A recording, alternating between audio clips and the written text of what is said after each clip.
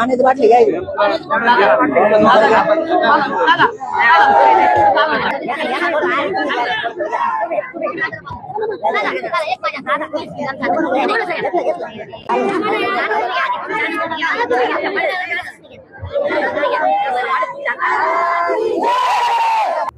या जरानंग्याला अजिबात शांत असलेला महाराष्ट्र चालत नाही. 2 वर्षापासून बघतायत आणि याच्यामुळे ना महाराष्ट्रातल्या मराठा जातिवंत मराठा लोकांचे डोळे उघडलेले आहेत.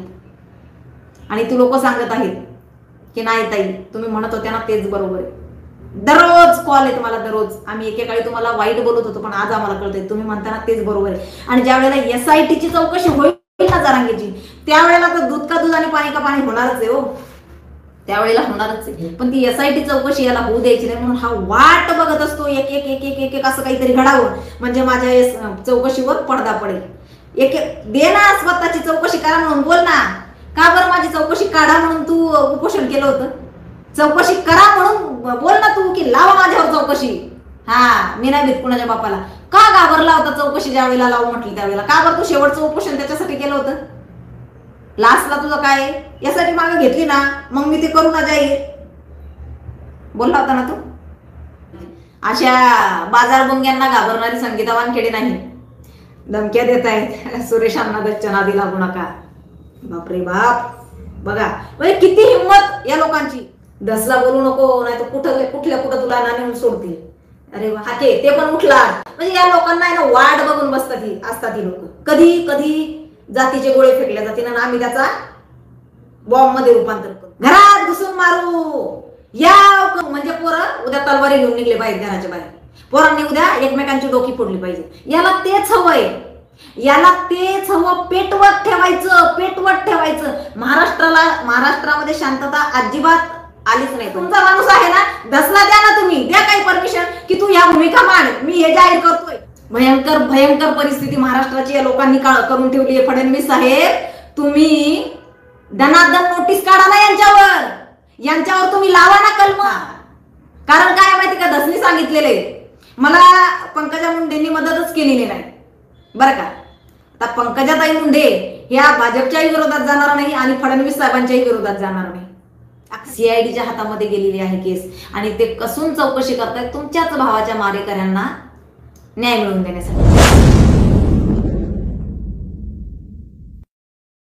देवेंद्र फडणवीस साहेब यांना विनंती करेल, महाराष्ट्राच्या हे जे काही चालू आहे दूषित वातावरण, जी लोक भडकाऊ भाषणं करतायत यांना तंबी लावा, यांच्यावर बंदी घाला, फार गरजेचं आहे. अन्यथा भयंकर जाळपोळ होईल. जो गेल्या मला वाटतं 1 महिन्यापासून जो वाद पेटलेला आहे महाराष्ट्रामध्ये, संतोष देशमुख यांचे, हा वाद बरेच आरोपी पकडले गेले किंवा काही सरेंडर झाले, तरी सुद्धा हा वाद थांबायला नाव घेत नाही.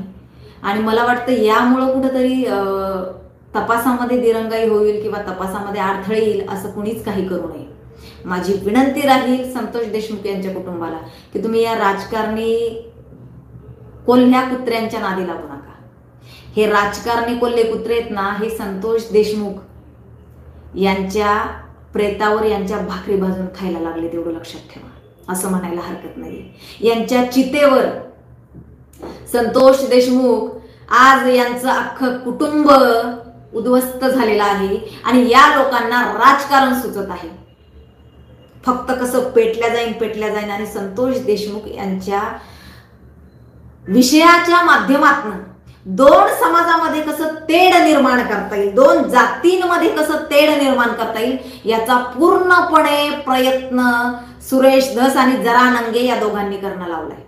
किती नीचपणा आणि किती नीचपणाची पातळी गाठली, किती खालच्या लेवलला झाला. आणखी काय बोललात आज, घरात घुसून मारू. हे बघा, या देशाला संविधान लागू आहे, संविधानाचा अपमान करायचा नाही. घरात घुसून मारू म्हणजे काय, मोगलाई आहे का घरात घुसून मारायला? मोगलाई आहे, हुकुमशाही आहे? अजिबात नाही. बिलकुल नाही. मोगलाई आणि हुकुमशाही नाही. या देशाला संविधान आहे, या देशामध्ये लोकतंत्र आहे बरं का. त्याच्यामुळं तुमची जी भाषा आहे ना, घरात घुसून मारू, याव करू त्याव करी, ते तुमच्या घरामध्ये ठेवा, तुमच्या जवळ ठेवा. फार विध्वंस केला रे, खूप विध्वंस केला तुम्ही. लोकांनी महाराष्ट्राचा विध्वंस करून ठेवलाय. या जरांगेने तर गेल्या 2 वर्ष जवळजवळ होत येतील आता, अक्षरशः धिंगाणा केलाय समाजाचा, वाटोळ केलंय. कित्येक मुलांचे फोन दररोज येत आहेत, दररोज. ताई याची एसआयटी चौकशी कधी लागणार? याची एसआयटी चौकशी लागली ना, याचा हेतू काय होता? मराठा समाजाला असं झुलवत ठेवायचं, मराठा समाजाला फसवायचं, हे सगळं लक्षात येईल. त्या 20 लोकांना कोण न्याय देणार ज्यांना या जरांगेने राजीनामा द्यायला लावलेला आहे राजकारणासाठी?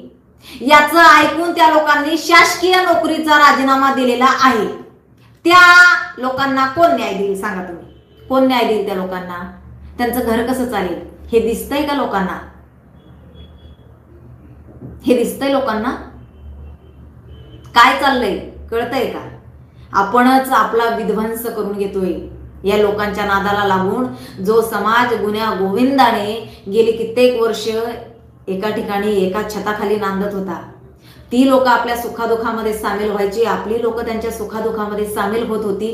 परंतु आता मात्र असं झालेलं आहे ना, भयंकर परिस्थिती निर्माण झालेली आहे. एवढं लक्षात ठेवा, भयंकर.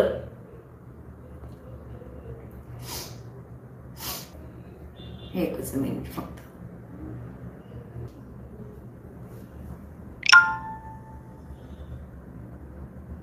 बघा, अक्षय दादा म्हणतोय, मी आता वर कुणीतरी बोललंय की अन्न काही बोलू नका. आणि हे बघा, तुमच्याच खाली कमेंट आहे तो दादा, ही मी नाही बोलते. काय बोलतायत की मी सुरेश धस यांच्या मतदारसंघामधला आहे. सुरेश धस किती मोठा हक्क आहे ते आम्हाला माहिती आहे, फक्त पालकमंत्री पदासाठी चालू आहे सगळं. ही सर्वसामान्य लोकांची प्रतिक्रिया आहे बरं का, ही सर्वसामान्य लोकांची प्रतिक्रिया आहे. हे मी नाही बोलते, हा, हे मी नाही बोलत. किती आणखी खालच्या थरावर जाऊ आपण सांगा ना? तर पण म्हणतोय की वंजारी बांधव सुद्धा 90% त्या वाल्याच्या विरोधात आहे. आणखी काय हवं सांगा? इथं प्रूफ आहे की वंजारी बांधव. आज मी एक त्यांची काहीतरी आंदोलन बघितलं, त्या आंदोलनामध्ये वंजारी भाऊ म्हणतायत की जे मारेकरी आहेत संतोष देशमुख यांची, त्यांना सजा झालीच पाहिजे. आम्ही त्यांचं समर्थन करत नाही, परंतु का वारंवार अखंड आमच्या जातीला त्याच्यामध्ये गोवल्या जाते? का आमच्या जातीकडे त्या नजरेने बघितल्या जातं? कशासाठी? कशासाठी चालू आहे हे? दुसरी गोष्ट, आणखी संतोष देशमुख यांचे बांधव आतापर्यंत म्हणत होते की मला विश्वास आहे भाजप सरकार, फडणवीस साहेब माझ्या भावाला न्याय देतील, आतापर्यंत म्हणत होते. परंतु आज मात्र ते बोलले, माझी विनंती आहे त्यांच्या भावाला, त्यांचंही नाव धनंजयच आहे, दादा या बाजार गुंग्यांच्या नादी लागू नका, तुमच्या भावाला न्याय मिळणार नाही बरं का. हे बाजार गुंगे आहेत, हे बाजार बसवे लोक आहेत, यांच्या नादी लागू नका. आज तुम्ही बोलता की मला 1 तासभर थांबून ठेवलं, मला दमदाटी करण्यात आली. दादा असं नाही करायचं. हे बघा, आज एवढा समाजाचा रोष असताना कुठलाही पोलीस तुम्हाला दमदाटी करण्याचा प्रयत्न करणार नाही, लक्षात घ्या. सीआयडीच्या हातामध्ये गेलेली आहे केस आणि ते कसून चौकशी करतायत तुमच्याच भावाच्या मारेकऱ्यांना न्याय मिळवून देण्यासाठी. आता ते जर चौकशी करत असतील, का करत असतील? तुम्ही अगोदरच्या दिवशी त्या हॉटेलमध्ये तिथं भेटलेले होते, ते कदाचित त्या संदर्भात तुम्हाला विचारत असतील की तुम्ही तिथे कसे होते, काय तुमचं बोलणं झालं. याला तुम्ही दमदाटी करतात असं म्हणू नका हो. मग कुठंतरी तपास वेगळ्या दिशेला जाईल दादा. ती लोक मग काय करतील? तपास ढिला सोडून देतील. की जर तुम्ही त्यांच्यावर असा आरोप करतात तर ती लोक कसून चौकशी करणार नाहीत, सरळ ती कोर्टामध्ये तसं सांगून देतील की आमच्यावर सुद्धा प्रेशर आणण्याचं काम करणं लावलं किंवा आम्हाला सुद्धा चौकशी करू देत नाहीत व्यवस्थित, मग आम्ही कशी करायची चौकशी. त्यामुळे तुम्हाला जर वाटत असेल तुमच्या भावाला न्याय मिळावा तर मला म्हणायचं काय, 1 तासभर काय, अरे 1 दिवसभर बसतो मी पोलीस स्टेशनला, विचारा मला काय विचारायचं ते, माझ्या भावाला न्याय मिळाला पाहिजे, ही तुमची भूमिका पाहिजे. कर नाही त्याला डर काय. तुम्ही म्हणता ना त्यांनी दम दिला, त्याच्या 2 पट तुम्ही त्यांना दम द्या. की दम द्यायचा नाही, व्यवस्थित मला प्रश्न विचारा, मी उत्तर देईल. दम बिम कुणीच देत नसतं दादा, कारण आज वातावरण इतकं पेटलेलं आहे, त्याच्यामुळे उगाचच काहीतरी लांछन लावायचं म्हणून नका विनाकारण पेटवा पेटवीची कामं करू. फार फार पेटलेले समंजस आहात तुम्ही. मी आतापर्यंत तुमच्या सगळ्या बाईट बघितल्या, परंतु कुणाचं तरी ऐकून वेगळं पाऊल उचलू नका, वेगळे शब्द तुमच्या तोंडातनं जाऊ देऊ नका. भाऊ दादा आता बघा ना, याने काय केलं, तरुणांचं माथी भडकवायचं काम हा जरांगे करत असतो नेहमीच. हजारो मुलांवर केसेस दाखल झालेल्या आहेत, त्या मागं घेतलेल्या नाही, हजारो मुलांवर. तरी याचं काय आहे, भडकवा भडकवीचं चालूच आहे राजकारण. घरात घुसून मारू या म्हणजे पोरं उद्या तलवारी घेऊन निघले पाहिजे घराच्या बाहेर, पोरांनी उद्या एकमेकांची डोकी फोडली पाहिजे. याला तेच हवंय, याला तेच हवं, पेटवत ठेवायचं, पेटवत ठेवायचं. महाराष्ट्रामध्ये शांतता अजिबात आलीच नाही पाहिजे, लक्षात ठेवा. महाराष्ट्र शांत झालाच नाही पाहिजे, याचा एकमेव उद्देशच तो आहे. याचे भाषण बघा ना तुम्ही, भडकाऊ, याची सर्व भाषणं भडकाऊ आहेत. याची कुठलीच भाषणं शांततेत नाही. हा, कुठलीच भाषणं याची शांततेत नाही, लक्षात ठेवा. काय ठोकन का काय सुरेश अण्णा तुमचा मला? गणेश दादा दास पाठवून द्या त्याला, पिंपरी चिंचवड मध्येच राहते मी, त्याला म्हणावं दे सुपारी माझी. अशा बाजार बुंग्यांना घाबरणारी संगीता वानखेडे नाही. धमक्या देत आहेत सुरेश अण्णा दच्च्या नादी लागू नका. बापरे बाप, बघा किती हिंमत या लोकांची, खुलेआम धमक्या देता येते, खुलेआम धमक्या. संविधानाची भीतीच राहिली नाही कुणाला. आणि हे देवेंद्र फडणवीस साहेब उघड्या डोळ्याने तुम्ही बघताय. तुमचं सरकार यावं म्हणून आम्ही नवस केले, आम्ही अक्षरशः 2 महिने अगदी पोट तिडकीने बोलत होतो. ते याच्यासाठी बोलत होतो का, ह्याच्यासाठी का की तुमच्या उमेदवारांनी कायदे हातात घ्यावेत? का बरं तुम्ही सुरेश दसला बोलू शकत नाहीये का फडणवीस साहेब? तुम्ही त्याला गप करू शकत नाही का? तुमच्या हाताबाहेर गेलाय का तो? का बरं? किती त्याने पेटवणं लावलंय, कशामुळं? नरेंद्र पाटील सुद्धा आहेत त्याच्यामध्ये, किती व्यवस्थित बोलणं आहे त्यांचं, सांगा बरं त्या व्यक्तीचं. भडकाऊ भाषण आहे? अजिबात नाही. या सगळ्यांमध्ये जे मोर्चा चालू आहे ना, या सगळ्यांमध्ये जर कोण व्यवस्थित बोलत असेल ना तर ते फक्त नरेंद्र पाटील. भडकाऊ भाषण नाही, कुठं पेटवा पेटवीचे धंदे नाही, अजिबात नाही. आमच्या त्या संतोष देशमुख यांना न्याय मिळावा ही एकमेव भूमिका ते मांडत असतात. काय लावलंय फडणवीस साहेब, लक्षात द्या. फडणवीस साहेब लक्ष द्या, नाहीतर आमच्यासारख्या सर्वसामान्य लोकांनी जो आटापिटा केलेला आहे ना, तुम्ही निवडून या म्हणून आज आम्हाला पश्चातापाची असं वाटायला लागलं, पश्चाताप व्हायला लागला आम्हाला की आम्ही चुकीचं केलंय का? का बरं हे असं व्हायला लागलं? जरा तुम्ही अगदी चोखपणे तुमची भूमिका निभावताय, अगदी गृह खातं चोखपणे त्यांचं काम करतंय, आरोपी जवळजवळ सगळे पकडलेले आहेत. मला सांगा ना, सगळ्या काही गोष्टी जरा व्यवस्थित होत आहे, पोलीस सुद्धा यंत्रणा त्यांची व्यवस्थित काम करत आहे, का तुम्ही लांछन स्वतःवर लावून हे लोक लावतायत आणि तुम्ही लावून घेताय?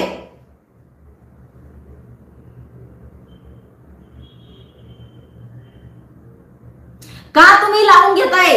का यांच्यावर तुम्ही पटापट का नाही नोटीस काढत या लोकांना? भडकाऊ भाषण देऊ नका. का यांना तुम्ही बंधनं आणत नाहीत? काय यांना तुम्ही लगाम घालत नाहीत? काय लावलंय या लोकांनी? समाज भडकवण्याचं काम करणं लावलंय, समाजाला पेटून देण्याचं काम करणं लावलंय. साहेब तो माणूस जीवानं गेलाय, त्याची लेकरं उन्हात पडलीये. कुणीतरी येतोय बाबा तिथं आणि म्हणतो त्याच्या लेकी, त्या संतोष देशमुख यांच्या लेकीचं शिक्षण का घेऊ देता त्या बाबाला? नका घेऊ देऊ त्याला शिक्षणाचा खर्च. सरकारने भूमिका स्पष्ट करा की संतोष देशमुख यांच्या दोन्ही मुलांचा सर्व खर्च सरकार करेल, सरकार उचलेल. आज त्यांना राहायला घर नाहीये, तुम्ही भूमिका स्पष्ट करा की संतोष देशमुख यांना घरकुल योजनेत, अरे सरपंच पदावर आहेत होते ते व्यक्ती, पण त्यांना राहायला घर नाहीये. 4 माणसं जर त्यांच्या इथं आली ना तर बसू शकत नाही, दाखवलंय त्यांच्या भावाने. त्यांना गायरानामध्ये, गायरान हे सरकारी जागा असती, गायरानामध्ये त्यांना चांगलं प्रशस्त घर बांधून द्या, त्यांच्या भावाला नोकरी लावा आणि एकदाच यांच्या तोंडाला कुलूप लावू द्या ना. कशाला भुकायला तुम्ही या लोकांना मोकळं सोडलंय? कशाला? तुमची भूमिका तुम्ही स्पष्ट करा. कशाला या विरोधी पक्षाला उड्या मारायला देताय त्याच्यामध्ये? कशाला यांना बोलायला वेळ देताय किंवा बोलायला चान्स देताय? कशासाठी? तुम्ही पटापट तुमच्या भूमिका मांडा ना. धस तुमचा माणूस आहे ना, धसला द्या ना, तुम्ही द्या काही परमिशन की तू या भूमिका मांड, मी हे जाहीर करतोय.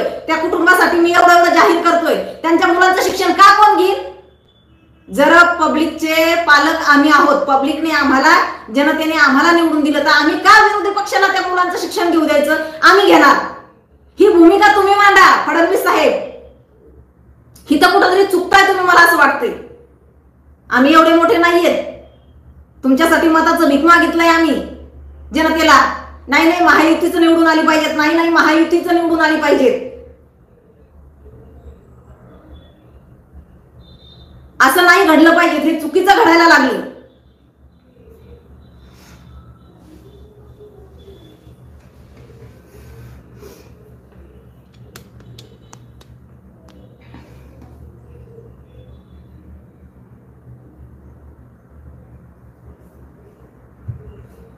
भयंकर भयंकर परिस्थिती महाराष्ट्राची या लोकांनी करून ठेवली आहे. फडणवीस साहेब, तुम्ही दनादन नोटीस काढा ना यांच्यावर तुम्ही लावा ना कलम.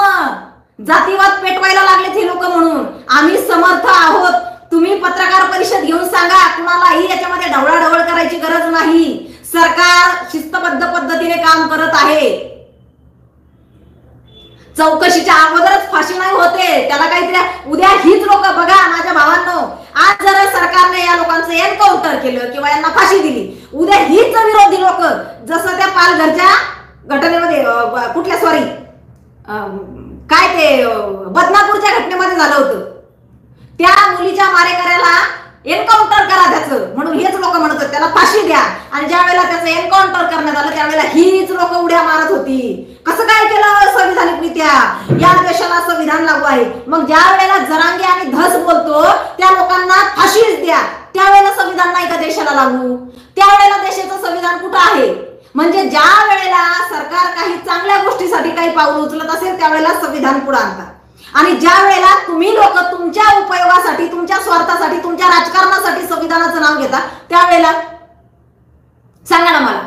संविधान जर या देशाला आहे तर त्या संविधानाप्रमाणेच जगावं लागेल आणि वागावं लागेल ना. चौकशी करू दे ना. का चौकशी करू देत नाहीत तुम्ही लोक? म्हणजे मला असं वाटायला लागलं धसाला सुद्धा भीती आहे का? कारण धसाचे पण वाल्मिकरांसोबत संबंध आहे. धसाला भीती आहे का की माझं पण काही बाहेर निघेल म्हणून धस असा विचलित झालेला आहे का? म्हणून धसचं म्हणणं आहे का याला बेकायदेशीरित्या उडवून टाका? करू दे ना चौकशी, येऊ दे ना कोणाकोणाचे नाव येत आहेत पुढे. ते कशाला घाबरताय तुम्ही? सरकार खंबीर आहे, चौकशी निष्पक्षपणे चालू आहे. हा दिरंगाई झाली थोडीशी आरोपींना अटक व्हायला, परंतु झालेत ना आरोपी, अटक केलेत ना. काही शरण आले, काहींना अटक केले, चौकशा चालू आहेत ना. तुम्ही काय कोर्ट आहे का? तुम्ही काय जज आहे का? हा तुम्ही ह्याला हे करा त्याला ते करा. त्या अजित पवाराच्या ताफ्यात तुम्ही होते का पाहायला? तुम्ही काय सीसीटीव्ही कॅमेरे लावले होते का अजित पवाराच्या ताफ्यात मध्ये? गाडी गेली त्याची. काय पण बोलायचं, काय पण कशासाठी? कशासाठी? पालकमंत्री पदासाठी? सरकार तुमचंच आहे की. हा फडणवीस साहेब, हे चुकीचं घडतंय जे काय आहे ते, हे भयंकर चुकीचं घडत आहे, एवढं लक्षात ठेवा. हे असं घडायला नको. हे काय मला सांगा ना, सर्रासपणे तुमच्यावर चिखलफेक करतायत आणि वरून परत नाही आमच्या मुख्यमंत्र्याचं काहीच. अरे चिखलफेक मुख्यमंत्र्यावरच आहे, फक्त दिसू द्यायची नाही. मध्ये धनंजय मुंडेची पाठी लावलेली आहे, कळलं ना. परंतु नियम कुणावर आहे? फडणवीस साहेबांवरच आहे. हा कारण काय माहिती का, धसनी सांगितलेले मला पंकजा मुंडेंनी मदतच केलेली नाही बरं का. आता पंकजाताई मुंडे या भाजपच्याही विरोधात जाणार नाही आणि फडणवीस साहेबांच्याही विरोधात जाणार नाही, अखंड महाराष्ट्राला माहिती आहे. आणि सगळ्यात महत्वाचं, त्यांनी तुम्हाला एकेकाळी राखी बांधलेली होती, त्यामुळे त्या राखीचा पण त्या अपमान करणार नाही. परंतु तुम्ही बोललात की त्यांनी मला सपोर्ट केला नाही, आणि त्याचा बदला काढण्यासाठी जर तुम्ही एवढं रंगवत असाल की पंकजाताईंचा पण राजीनामा घ्यावा, धनंजय मुंडेचा पण राजीनामा घ्यावा, हे चुकीचं आहे. करू दे ना कायदेशीरित्या, करू दे ना कायदेशीरित्या. अंजलीताई दमानिया, मला तुम्हालाही सांगायचंय, तुम्ही समाजसेविका आहात ना, जातीयवाद पेटवू नका, जातीय तेढ निर्माण होईल असं वक्तव्य करू नका. हे तेढ कसं काय मिटेल हे बघा. पहिलंच त्या जरांग्याने ऑलरेडी लय मोठं फाडून ठेवलेलं आहे, त्याच्यामध्ये तुम्ही आणखी पेट्रोल ओतता का येऊन? जरांग्याने भरपूर आग लावून दिलेली आहे. ही आग आहे ना, अजून तुम्हाला सांगते 10-20 वर्ष विझणार नाही. तो मस्त आग लावलेली त्यांनी. बाकी त्याचे मस्त मुलं शाळेमध्ये आहेत, चांगल्या शाळेत शिकतायत. त्याची बायको 10-20 हजाराच्या साड्या घालतीये. फक्त 13 पत्र्यामध्ये राहतात ते. बाकी जरांगे तर काय आहेत ते पांडुरंग तारकच्या इथं पडलेला तिथंच आहे, तो घरी नाही राहत. बायको बिचारे आहे 13 पत्रामध्ये. त्याच्यानंतरही त्याची बायको 150 रुपये रोजाने कामाला जाते बरं का. म्हणजे तिकडे 300 रुपये रोज चालू आहे, पण याच्या बायकोला 150 रुपयेच रोज देतात लोक. इतकी परिस्थिती त्याची बेकार आहे. पण 25 तारखेला कोणीच घरी राहू नका बरं का, सगळे झाडून पुसून या. याचे मुलं मात्र शाळेत राहतील, त्यांची परीक्षा चालू आहे. त्या मुलांना अजिबात डिस्टर्ब करायचं नाही. बायको याची 150 रुपये रोजाने कामाला जाईल, बायको पण येणार नाही. आई वडिलांची परिस्थिती त्याच्या नरम गरम असते, त्याच्यामुळे ते पण येणार नाही. पण तुमच्या म्हातारे आई वडील मात्र तिथं नक्की आणा. तुमच्या घरात मध्ये कुत्र पण नाही राहिलं पाहिजे.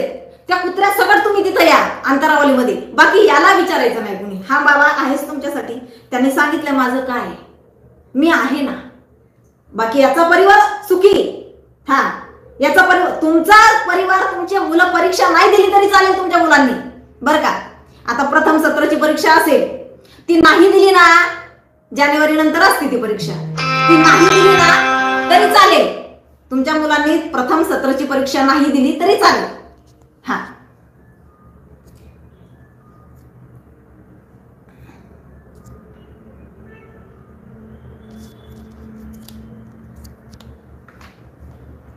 परंतु याच्या उपोषणाला मात्र तुम्ही तिथं गर्दी दाखवली पाहिजे, तिथं हजर झाले पाहिजेत. हे फार महत्वाचं आहे, हे फार महत्वाचं आहे. त्या उपोषणाच्या ठिकाणी तुम्ही हजर झालेच पाहिजे बरं का. त्यामुळं काय माहिती का, यांना पेटवू द्या. हा, यांना पेटवू द्या, यांना पेट्रोल टाकू द्या, यांना काय करायचं ते करू द्या. हा, मस्त यांनी जातीयवाद पेटवणं लावलेला आहे. दररोज उठायचं आणि काहीतरी वक्तव्य करायचं. आणि फडणवीस साहेब, तुम्ही छान उघड्या डोळ्याने बघताय, छान बघताय. एकाला एक आणि एकाला एक असा न्याय नाही मिळाला पाहिजे. आजचं जे वक्तव्य आहे धस आणि फडणवीस यांचं, आणि त्याचबरोबर ती अंजली दमानिया सुद्धा, यांनी जर जातीय तेढ निर्माण होईल असं वक्तव्य बोललेले आहेत. यांच्यावर गुन्हे दाखलच व्हायला पाहिजेत. हा, यांच्यावर गुन्हे दाखल व्हायला हवेत, लक्षात ठेवा. या लोकांना जर आज सुट्टी दिली ना, उद्या महाराष्ट्र पेटेल, एवढं लक्षात ठेवा. यांनी तरुण मुलांना भडकवण्याचं काम चालू केलेलं आहे. दंगली घडतील, रस्त्यावर मुर्दे पडतील. फडणवीस साहेब, वेळेत मध्ये तुम्ही का बरं तिथे तुम्ही नाही ते कलम लावू शकत आहे आता? सांगा ना. संचारबंदीचं कलम तुम्ही का त्या ठिकाणी लावू शकत नाही? म्हणजे हे लोक असे भुकणार नाही ना. लावा ना त्या ठिकाणी कलम, गरज आहे लावण्याची. दोन्हीही समाजातले, दोन्ही जातीतले लोक शांत बसतील आणि राजकारणी पण शांत बसतील. जर आरोपी अटक आहे, तुमची जी काय चौकशी आहे ती चालू आहे,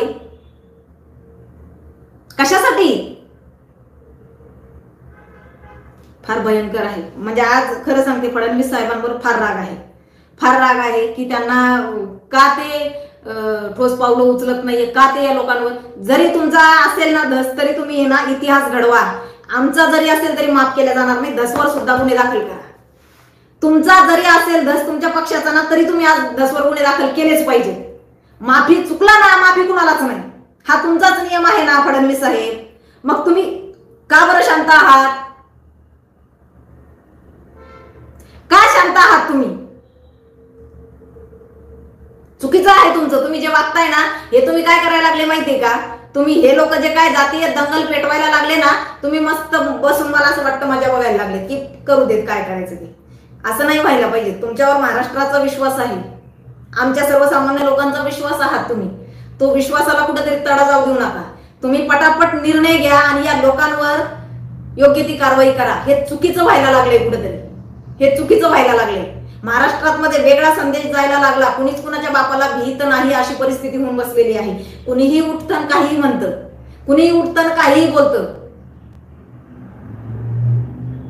हे बंद व्हायला पाहिजे. या लोकांना लगामच राहिला नाही, लगामच राहिला नाही, लक्षात ठेवा.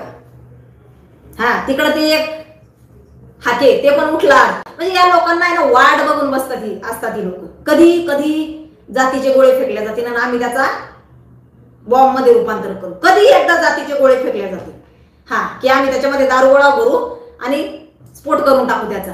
हे असं या लोकांचं एकंदरीत चालू असते. हे सगळे जातीय खिळे आहेत, जातीय खेळी त्यांनी चालू केलेले आहेत. किडे आहेत हे. जातीवाद पेटवणारे. खरंच लक्ष द्या फडणवीस साहेब, तुम्ही लक्ष देण्याची फार गरज आहे.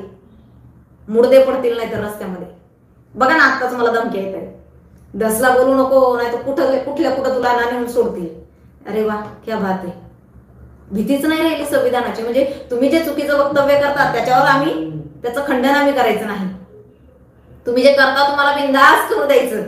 बिंदास बोलत राहा, कुणीच काही बोलणार नाही तुम्हाला. अरे वा, हे जे 2-4 लोक आहेत ना, आम्ही युट्यूबला जे काय आम्ही भाऊ तोरसेकर असतील, प्रभात सूर्यवंशी असतील, सुशील कुलकर्णी असेल, न्यूज डंकावाला असेल, त्याच्यानंतर आपला माणूसवाले असतील, आम्ही जे 2-4 लोक आहोत ना, त्याच्यामुळं कुठेतरी मला वाटतं समाजापर्यंत खरं आम्ही पोहोचवण्याचा प्रयत्न करतो. बाकी काय, मीडिया विकल्याच गेलेली आहे. मीडिया तर सगळं काही अगदी मसाला मीठ लावून एवढंसं असेल त्याला एवढं करून तुमच्या पुढे तुमच्या ताटात वाढतीच आहे की, हरकतच नाही काय. पण आम्ही घाबरणाऱ्यांमधली नाही. म्हणजे जे खरं बोलतायत त्यांचं तुम्ही काय करताय, तोंड दाबायला लागलाय. कुणाचं तोंड दाबताय? संगीता वानखेडे ही कुणाच्या बापाला भीत नसती. अशा मर्डर असे तलवार घेऊन लय माझ्या मागे पळणारे बघितले तुम्ही. चला, हरकत नाहीये. श्री स्वामी समर्थ. मस्त खा, स्वस्त राहा, जगा आणि जगू द्या. उद्या पुन्हा नवीन विषय घेऊन तुमच्या समोर येणारच. तोपर्यंत तुमचीच संगीता ताई.